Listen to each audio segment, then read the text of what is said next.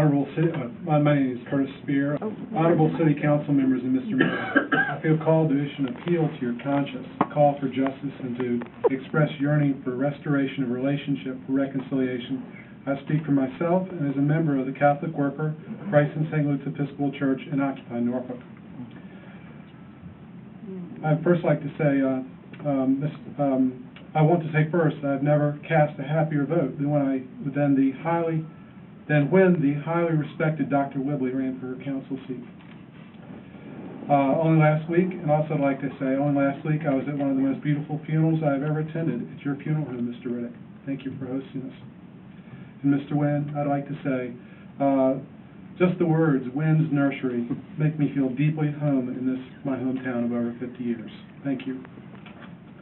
Perhaps you thought of us or still think of us as a rabble, too long suffered, or you wonder who are these common folk who come into these halls of power and presume to speak strongly to we who long cared for this fair city, and to tell us that the city failed to be responsible. Or you can choose to reflect. They spoke truth, and our consciences were stirred, and I will let them inspire me to do justice, to act morally, not bureaucratically.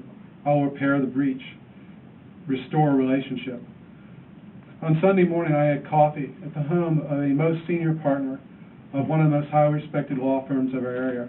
I gave him my public statement and had a long conversation about the matter. In essence, he reminded me, Mr. Mayor, that you were a creature of the law and politics. To not lose sight of that, to not be naive.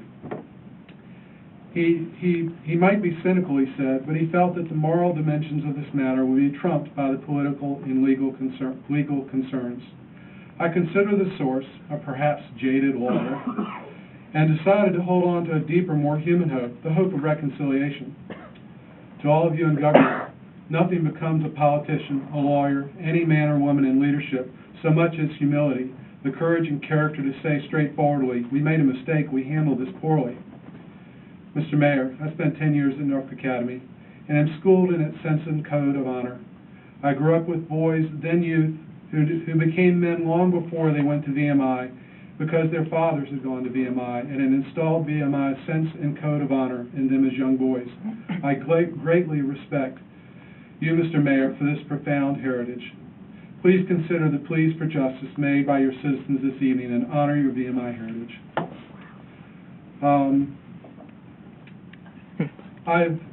I'd like to add, too, I have seen you honor your church's social teachings when we have vigiled and marched together at the annual Homeless Memorial Walk.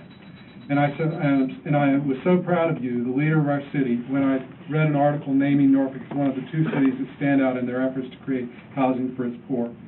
In the end, how the city handled this was unbecoming of democratic civil society. It was not a grand abuse of power or heavy-handedness, but not a petty one either. Trust, civility, good faith were breached by the city, not us. Look here at these young adults, mostly college kids, at the next generation. They mourn for the loss of the trust and relationship they had with you. They could be your children. In a larger sense, they are your children, and they feel hurt and betrayed. You will school them in justice, civility, and manners, no matter how you handle this. Or they will say, they might say, they were big people. Excuse me, lost track here.